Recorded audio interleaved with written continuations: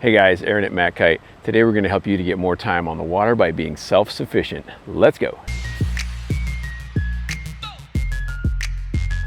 So a while back, I used to be a kiteboard instructor, and one of the things that I remembered this one day, I ran across a student of mine on the beach, and this was after he had had a lesson with us, but I ran into him at the beach and was asking him about his session, and he was telling me, he said, oh man, he said, I showed up, the wind was up, there was nobody here, so I didn't end up riding. And that kills me, you know, because I know how valuable it is to have a day, an opportunity to go ride when the wind is up and your schedule's free. So this person missed out on an opportunity to go ride because they didn't feel comfortable rigging and launching and landing their kite by themselves. So what we want to do here is talk to you about the importance of being self-sufficient.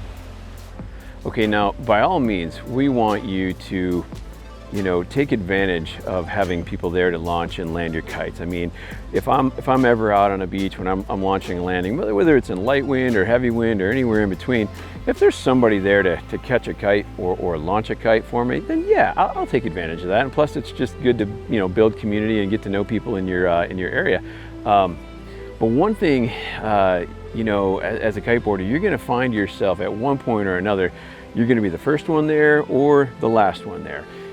Either way, you're going to need to be self-reliant in order to either launch your kite, or land your kite, and you need to not be freaked out about that. And so, one thing that I would recommend doing is getting with a friend and going and practicing, I'll call it a controlled environment. And I have to be careful because I'm sure there's going to be all kind of people, chirping back and say, hey, that's just not safe and you shouldn't talk about that. But hey, man, it's realistic, and in the real world, you're going to find yourself in these situations. So why would I not talk about that? So get with a friend, all right, and practice self-launching and self-landing together. And what I always recommend doing is when I'm self-launching, I like to rig my lines. I always rig my lines downwind, clamshell the kite, I connect the lines. When I go back to the bar, I can hook in and hold all my lines up and see that, yeah, I'm straight all the way to the kite. There's no tangles, no twists or whatever. And then I'll just walk upwind of the kite and flip it over like I'm doing a water relaunch. And a way to do that with, by having a friend there to help you hang onto the back of your harness, so when you flip the kite over, because it's going to be downwind of you and hot launch if you do it like that. Some people like to take their kite in a similar situation, actually go out into the water and let the kite, pull the lines out and kind of do a drift launch where you're not going to be on land. So that's a good way to do it. You could also leave your kite on the beach and walk your lines out into the water and kind of bring it up off the edge of the wind window. So whatever works for you, just get used to trying that and doing it, so that you're not freaked out by it. The kites have so much depower in it. You could always set your trim way in and depower the kite as much as possible before you launch it, so that it doesn't, give you a good yank. But at the same time, you know what's coming, so just be ready for it. When I hot launch the kite, I know I'm going to get a little yank, so I might even jump a little bit and let the kite take me for a minute. But I know as soon as it comes up overhead, it's going to stop pulling. I'm going to grab my board and I'm going to hit the water. So I don't want to get too wordy about how to do it, but I do want to just talk about the importance of learning how to do it and be comfortable launching your kite by yourself. Another way which I've seen people do is by using a kite anchor, a sand anchor, or even using a carabiner to a signpost or a tree or something like that. Connect your bar to it, and set the kite on the edge of the wind window so that you can come back, hook into it and launch from there. Another good way if that's what floats your boat. Next point is self-landing. So you're going to come in and at some point you're going to be the last person on the water, and you're going to come in and have to set the kite down by yourself. Depending on your kite design, they all kind of self-land a little differently, one from the other. A good surefire way that I've found to do it is, again, I'll bring the kite down on the edge of the wind window off to either the left or the right, whichever way.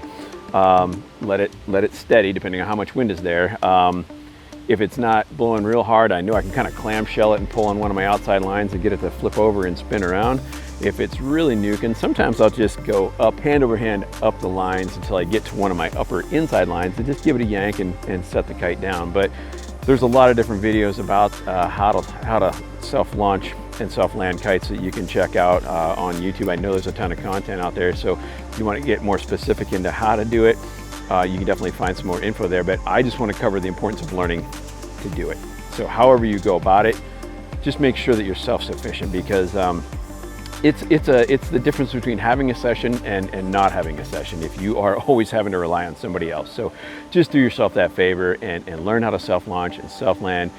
You will get more time on the water because of that.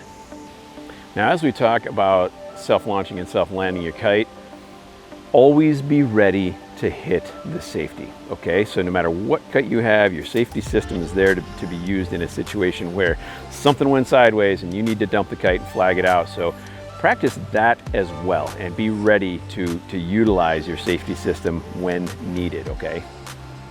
And one other thought for self-landing your kite, you can always come in and dump the kite in the water. All right, now it's no fun packing up a wet kite, but you know, sometimes that's just the best scenario. Until you learn a better method, you can come in, set your board down, bring your kite out over the water, either crash it into the water or just bring it low over the water and flag it out on its safety line. You know, the kite's gonna come down, spin around. You might have a little bit of a line tangle to take care of after you're done riding, but hey, again, the more that you do this, the more you'll get comfortable doing it and the more that you'll trust your own ability to do it. So practice. And again, learn self-launch, learn self-land, practice with a friend, be ready to hit that safety when you need to.